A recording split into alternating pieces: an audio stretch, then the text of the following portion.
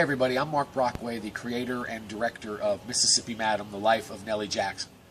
Now if you live in Natchez, Mississippi for any length of time, Nellie Jackson's name is going to come up. Maybe you'll be hearing about her love of baseball, or the big cars that she drove around town in, whether it be a Cadillac or a Lincoln. You might also hear about the poodles that Miss Nellie kept and that went around town with her on all her errands. You may hear about her charitable side. You might hear about the donations that she made to several local organizations, or the money she used to bail civil rights workers out of jail in the 60s. You may hear about the meals she cooked and the money that she gave to her neighbors on Rankin Street. You may also hear about how tough Miss Nellie was. You may hear about the black book that she used to keep herself immune from arrest and from prosecution. You may hear about her being a very tough businesswoman, a person to take seriously and to contend with. One of the first interviews we did when we were researching for this documentary, a gentleman told me that if you think you're going to take on Nellie Jackson and win, you are sadly mistaken. Because she is tough, she is smart, and if you pick a fight with her, she's going to make sure that she wins. So who is Nellie Jackson? Simply put, she is the most famous brothel owner in the South and one of the most famous madams in the entire world. She's born in 1902 into rural poverty in Wilkinson County. In the early 1900s, Wilkinson County does not have much to offer a young African-American woman. You're either working in the fields, maybe you're working as a kitchen hand in one of the logging camps, perhaps you're a servant in one of the plantation homes. Either way, your options are pretty limited. So at around age 18, Nellie makes a 26-mile journey to Natchez, Mississippi.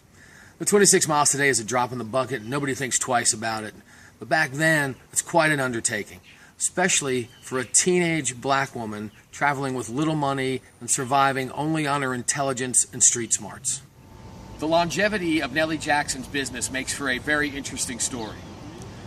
Nellie's business survives and thrives through the Great Depression, through World War II, and through the murder of one of her working girls in 1957. Now, this murder takes place inside Nellie's brothel itself, and yet her business is never closed. Nellie's also survives a very turbulent civil rights era here in Natchez, in which Nellie cooperates with the Federal Bureau of Investigation in their struggle against the Ku Klux Klan. Nellie's business operates for nearly 60 years, until her violent and tragic death in 1990.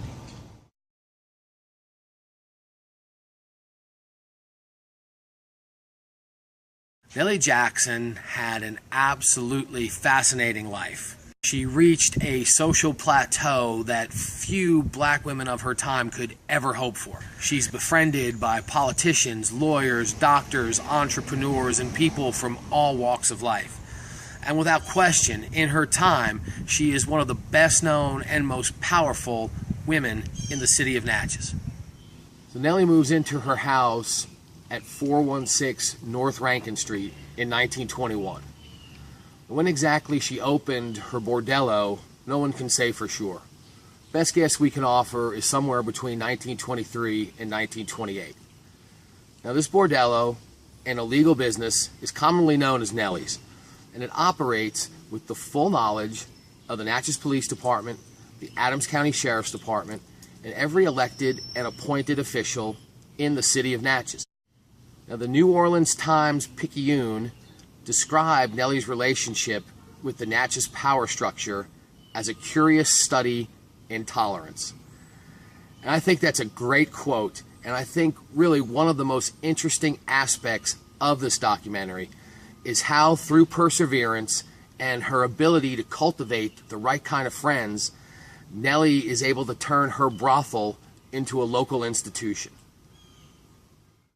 We've been researching this documentary for nearly a year. We've scoured newspapers from Memphis to New Orleans. We've spoken with Natchez locals. We've road tripped throughout Mississippi. We've made phone calls to people across the United States. And all this research is really starting to pay off for us, and we're really reaping the benefits of this because we are finally able to tell Miss Nellie's story the way we all think it should be told. Honestly, completely, and by the people who are really close to her. What's really cool is new information continues to come forward daily. people who are just finding out about our documentary are reaching out to us and they want to share a story about Miss Nellie, or they want to tell about meeting her somewhere here in Natchez. I'm sure by the time this is all said and done, we are going to uncover some fantastic stories. We have a long way to go to complete this documentary, and to do so, we could really use your help. We're looking to raise $20,000 to cover the cost of travel expenses, improvements to our video gear, as well as post-production work such as editing and music. Now, it's been 23 years since Miss Nellie passed away, and the more time that goes by, the harder it's going to be for us to tell this story in its entirety. And this story really needs to be told, ladies and gentlemen. We have a unique opportunity right now to make this documentary, but we need help from you. Please choose a level of support that you are comfortable with and help us make this documentary a reality. On behalf of myself and my partners, Lauren Jones and Tim Givens, I want to thank you for watching this video. Be well.